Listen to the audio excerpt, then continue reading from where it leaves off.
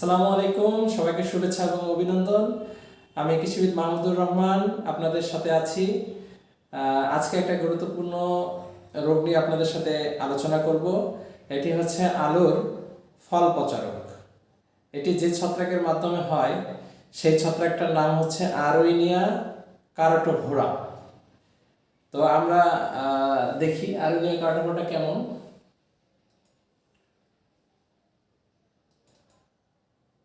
আরোনিয়া কারোটোভোরা একটু জুম করে দেখতেছি, দেখেন ক্যাপসুলের মতো আর কি দেখতে।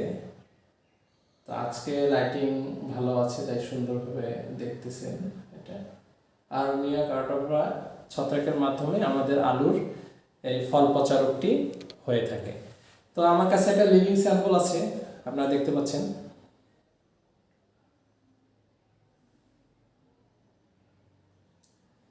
এবং স্ক্রিনেও দেখেন আমি একটা স্যাম্পল কালেকশন করে রাখছি।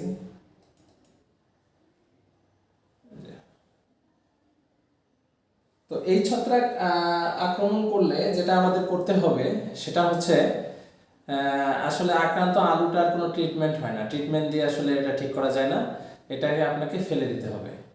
মানে ভালো আলু থেকে আমরা এটা কি করব, একদম ফেলে দেব।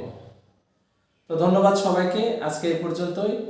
আমি কৃষিবিদ মাহমুদুর রহমান, প্রশিক্ষক কৃষি, করিমগঞ্জ জহুরুন্নেসা কৃষি প্রশিক্ষণ ইনস্টিটিউট।